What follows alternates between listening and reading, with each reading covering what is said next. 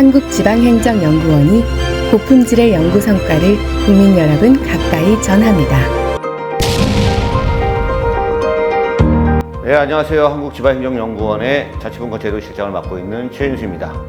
자, 오늘은 저희 연구원의 미래가 촉망되는 박사님, 자, 김지수 박사님이십니다. 안녕하세요. 안녕하세요. 김지수입니다. 오늘의 주제는 지방자치단체 기관구성 다양화 방안 정도가 될 것 같아요. 아마 예전에 이거와 관련된 연구를 하셨던 것 같은데 연구 과제가 뭐였는지 좀 소개를 부탁드립니다. 네, 제가 이제 2차례 정도 연구를 진행을 했었고요. 첫 번째는 자치단체 기관 구성 형태에 대한 최신 해외 사례 자체를 연구하는 거였고, 두 번째는 이 연구를 바탕으로 기관 구성 형태의 다양화 모델을 만들고 이것을 법제화하는 방안을 고민하는 연구였습니다.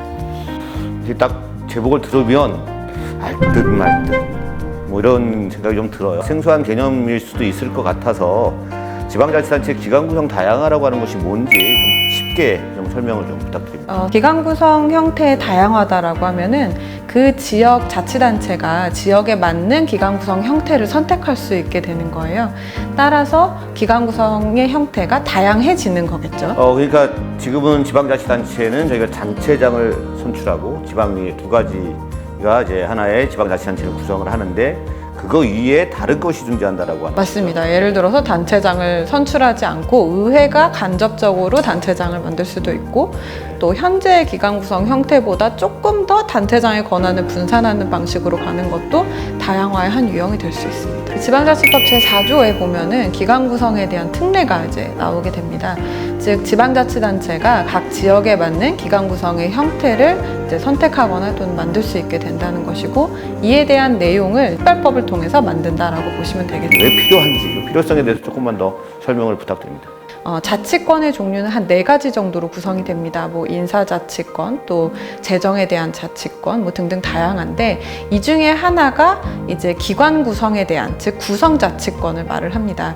즉 주민이 지역의 그 통치 구조를 어떤 식으로 정할 건지 자체를 정하는 거기 때문에 굉장히 높은 수준의 분권이 이루어진 것이다라고 볼 수 있겠네요. 미국의 사례를 좀 소개해 주시겠습니까? 네, 미국 같은 경우는 사실 지방자치단체 각각이 자기에게 맞는 나름의 기관 구성 형체들을 다 가지고 있다라고 보시면 될 것 같아요.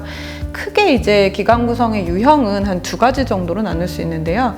단체장도 직접 주민이 선출하고, 또 의회도 직접 선출하는 방식을 저희가 기관 분리형 또는 뭐 기관 대립형 이런 용어를 사용하고, 지방의회 중심으로, 즉 단체장은 주민이 선출하지 않는 방식을 기관 통합형이라고 합니다.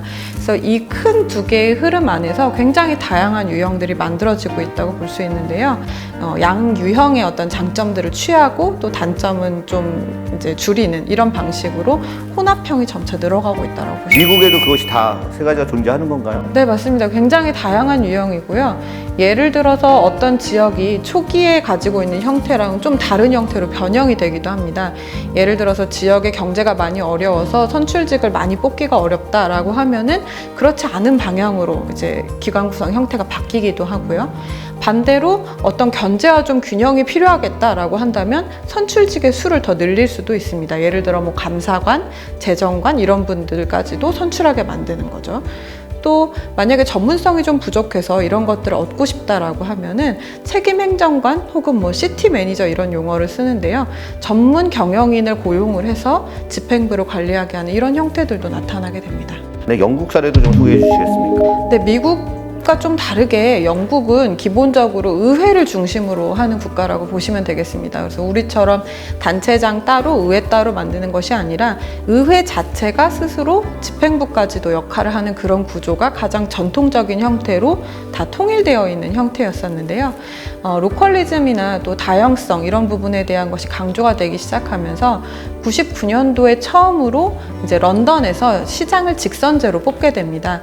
이후에 이제 법률들이 개정이 되면서 한 3가지 유형의 자치단체 유형 중에 하나를 선택할 수 있는 그런 권리가 생겼다고 볼 수 있겠네요. 유럽에 왔으니까 영국 말고 독일의 사례가 혹시 있을까요? 네, 독일도 기관 구성 형태가 다양하다라고 말은 하는데요. 저희가 이렇게 자료를 쭉 찾아보니까 단체장을 직선제로 뽑는 거는 공통된 특징인 것 같아요. 그런데 다만 단체장과 의회 간의 어떤 그 권한 관계 이런 것들을 어떤 식으로 나눌지를 중심으로 몇 가지 유형이 나뉘어져 있다고 보시면 되겠습니다. 국내에서 만약 이런 부분들을 지방자치단체 기관 구성 다양화를 하려고 한다면 어떤 유형을 채택할 수 있을지, 어떤 방법, 어떤 절차를 통해서 할 수 있을지에 대해서 좀 이야기를 부탁드립니다. 지역에 맞게 만들어져야 되는 것이기 때문에 유형으로 구분할 수 없을 정도로 굉장히 많은 그 가능성이 열려 있다고 보시면 돼요. 연구를 통해서 제안했던 유형은 3가지 정도였는데, 첫 번째는 현행 유지입니다. 그리고 두 번째는 현재의 상태에서 단체장과 의회 간의 권한을 조금 더 분산해주는 그런 구조가 두 번째 유형이었고요. 그리고 세 번째 유형은 의회 중심으로 구성을 하되 좀 전문성 같은 것들을 확보하기 위해서 책임행정관을 두는 이런 그 3가지의 유형인데요. 사실 이게 정답은 아니고 당연히 어떻게 보면 지금 뭐 행안부도 그렇고 4대 협의체 그리고 또 각 자치단체 학계에서 굉장히 다양한 유형들에 대한 논의를 계속 해나가야 되는 시점이라고 봅니다. 국민들의 좀 참여 또는 뭐 공감대 이런 것도 매우 중요할 것 같은데요. 무엇보다 중요합니다. 왜냐하면 이 기관 구성 형태를 변경하는 절차 자체가 주민투표를 전제로 하기 때문에 투표에 참가하시는 주민들이 기관 구성 형태가 뭔지, 우리 지역에는 어떤 게 맞을지, 이런 변화가 된다면 어떤 것이 장단점인지 이런 것들에 대해서 충분히 이해할 수 있어야 된다라고 생각을 합니다. 그리고 또 기관 구성 형태 자체가 그 지역의 어떤 문화나 사회나 정치적인 그런 분위기에 영향을 받게 되는데요. 예를 들어서 영국도 제도가 그렇게 몇 가지 유형 중에 선택하는 방식으로 바뀌기는 했지만 실질적으로 변형이 된 거는 2017년 기준으로 53개 지역밖에 없습니다. 그리고 또 주민 투표까지 가서 실제 어떤 그 단체장을 직선제로 뽑게 된 곳은 16곳이었고요. 일부 지역은 다시 과거로 회귀하는 경우도 있었습니다. 즉 지역 안에서의 공감대가 얼마나 중요한지가 사실은 거기서 나타난다고 볼 수 있어요. 저희 연구원에 동동브라더스라고 있어요. 아세요? 혹시 들어보셨나요? 어느 분인가요? 황해동, 유수동 네, 2명이 있고요. 저희는 오늘 이제 수남매. 그렇군요. 수남매.